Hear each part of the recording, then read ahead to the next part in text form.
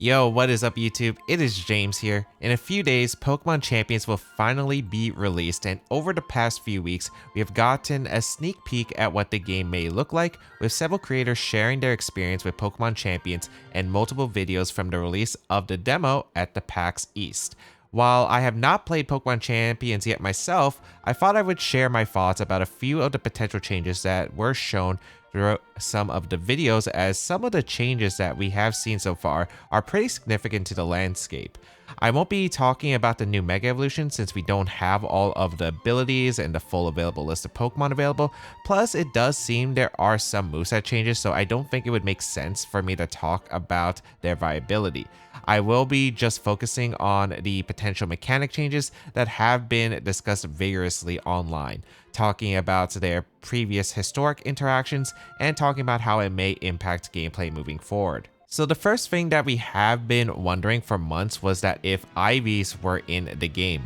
For anyone new, Pokemon IVs, known as individual values, are a random number ranging from 0 to 31 that are assigned and inherited to each of the Pokemon stats.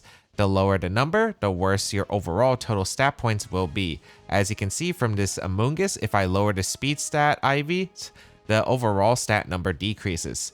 Some of you might be wondering if there would be any reason to not have the best stats possible with having 31 in all stats, but there are actually many scenarios where it is optimal to not have perfect IVs. The best overall example is with Trick Room, where the speed order is reversed. In this case, it would be optimal to have the lowest speed stat possible. Most Trick Room focused oriented teams often run 0 speed IVs in order to outspeed opponents and sweep them under Trick Room. Another common example is most special attackers tend to run 0 physical attack IVs, since this reduces the damage of some niche scenarios with foul play that uses the target's attack stat to calculate the damage, as well as Confusion self-hit damage.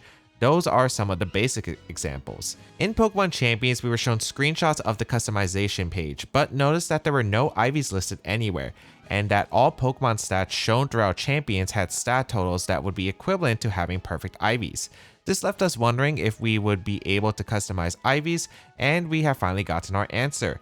In a report published by GamesRadar with the producer of Pokemon Champions, Masaki Hoshino, it was stated that the game would move away from IVs in an effort to make the competitive scene more accessible. Now, in the past, it has been a problem where getting IVs on Pokemon were challenging, but with recent changes such as the introduction of bottle caps in Generation 8, which allowed a player to max out the IVs in each stat in the most recent competitive games, I think it has been reasonable to get a competitive team unless you are pushing for very specific values. I do think personally that I am not a fan of this change, since I think getting rid of an option that would allow more for customizations and team building is worse overall. Now, some of you might argue, well, if everything has perfect IVs, then it does not matter, right? Well, let's take a look at some of the common examples and see how they would apply. For a common hard Trick Room team that was used in Scarlet Violet Regulation F, the Urshifus on these teams ran 0 speed IVs with a Brave Nature to lower its speed stat further.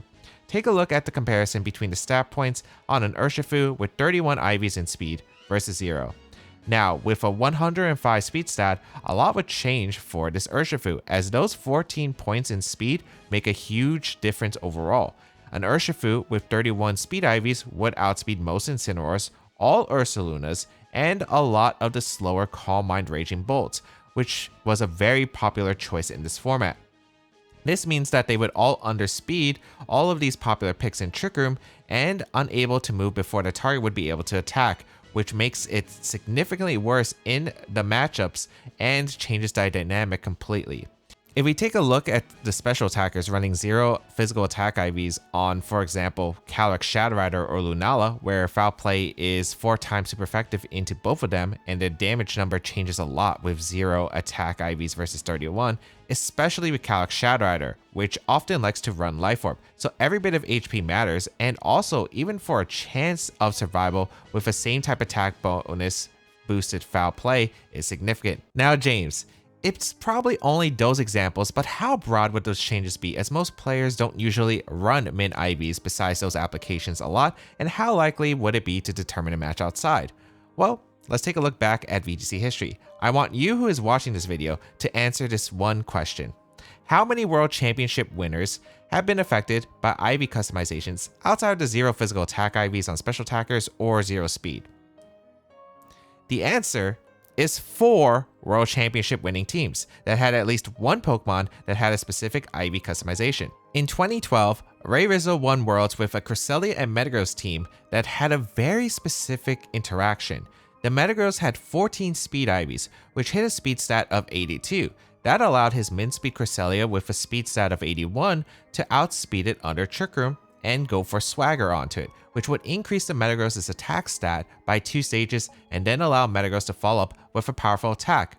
And it was very effective to have a similar speed stat because you want to take advantage of the Trick Room. In 2015, Shomo Hanami used 19 speed IVs on his Quiet Cresselia, which allowed you to outspeed base 60s such as Sylveon outside of Trick Room, while still underspeeding base 70s like Politoed, which does potentially matter for Parasong endgames. In 2019, Naoto Mizubuchi used 2 Pokemon with custom IVs, a Stack Attacker with a Lonely Nature and 14 defense IVs. Now you might be wondering why anyone would intentionally lower the bulk of one of their Pokemon, but there is a solid reason for it. Beast Boost, which is the ability that Stack Attacker has, increases the highest stat of the Pokemon when it takes a knockout, and Stack Attacker has an incredible physical defense stat, giving it normally a defense beast boost. However, if you invest maximum attack EVs and run a Lonely Nature with 14 defense IVs, you hit the same attack stat as its physical defense stat. The way Beast Boost determines the boost if it's a tie is through the category order of physical attack, physical defense, special attack, special defense, and speed. Since attack is higher categorized, Stack Attacker will now get a physical attack beast boost when it is able to take a knockout, which makes it a more effective sweeper under Trick Room.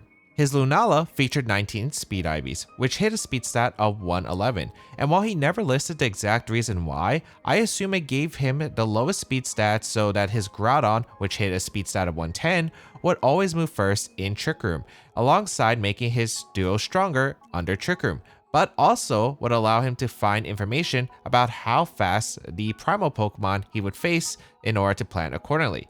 He also would have enough speed to outrun Tapu Koko and some Choice Scarf Pokemon under Tailwind. In 2022, Eduardo Cunha won with a very specific Gastrodon spread that had 8 speed IVs, which would allow the Gastrodon to outspeed Calyx Ice Rider under Trick Room, while having Icy Wind and Max Airstream speed advantage, which could allow the Gastrodon to outspeed Pokemon under certain conditions. Now, I know there may be arguments that will be like, oh, those were all pre-Gen 9, and besides the earlier examples of attack and speed, it's not actually a big deal. Well, actually, there are quite a few examples used in Gen 9 that I can go over. For example, Endeavor Whimsicott has been decently used in Regulation I, and with Pokemon that have Endeavor, they often like to run 0 IVs in HP and both defense stats, so they take more damage and have a lower defense stat against moves that won't knock them out, so they can get a more powerful Endeavor off against the opponent, which lowers the target's HP to the users. There was an Endeavor Whimsicott team that was able to finish 13th place at Japan Nationals earlier in 2025. The same goes for Destiny Bond, a move that takes the target down if the user faints while using Destiny Bond. You would ideally want the HP and defense stats to be as low as possible to be more likely to go down to attacks to bring the foe down with it. A Drifblim featuring Destiny Bond finished in top 32 at the 2025 Japan Nationals, though it did run 31 HP IVs, which I'm not exactly sure why. Again, some specific examples, and maybe there's been more, but has it really influenced the metagame? And yes it has. The most notable example was in 2016, where Primal Groudon and Kyogre were dominant. The Weather duo and their new forms prevented the weather from being changed through weather moves like Rain Dance and Sunny Day, while weather abilities besides the primal weathers would fail. The only way to change the weather besides overriding it with your own primal's ability or a weather negating ability was through Skill Swap. Using Skill Swap would reactivate the ability upon receiving, which made it crucial in the clash of the primals. Both Cresselia and Bronzong were very popular support Pokemon due to having access to Levitate to be immune to Precipice Blades, access to Trick Room, and Skill Swap. Throughout the format, there's always an interesting speed fallacy that would occur with the Cresselia and Bronzongs with Skill Swap. Let's say the board involves both players with having Bronzong paired with one of Groudon and the other paired with Kyogre under Trick Room. Now, both players run Gyro Ball, which is a move that does more damage the slower the user is compared to the opponent. We would assume that both players would want to run min speed with 0 speed IVs and a negative speed nature, so they could get off the max power Gyro Ball, which means it would be a speed tie between whose skill swap would go off first. This is really important because if the Bronzong on the Kyogre side gets a skill swap off second, then Primordial Sea would be active, and then the Groudon is vulnerable to a water move, while if the Bronzong on the Groudon side moves second, then Desolate Land is up, which means that the Kyogre's water move would fail. You generally didn't want to have this interaction come down to speed tie, which meant players started to run speed IVs on the Bronzong and Cresselia for this kind of situation to go second under Trick Room in the mirror. For Cresselia, adding speed wasn't a big deal, but for Bronzong, it was, as the faster you go with Bronzong, the less damage Gyro Ball was doing. Even though Bronzong was mainly a support Pokemon, Gyro Ball was actually really important due to Geomancy Xerneas. The damage was actually very significant because Xerneas was a massive threat in this format. So this led to players having to weigh the scales and question how willing were they to add speed IVs onto Bronzong for the common primal skill swap interaction versus the damage against the Xerneas. As we can see from some examples, such as the 2nd place Worlds team having 4 IVs on the Bronzong and the 6th place Worlds team running 7 speed IVs on their Bronzong.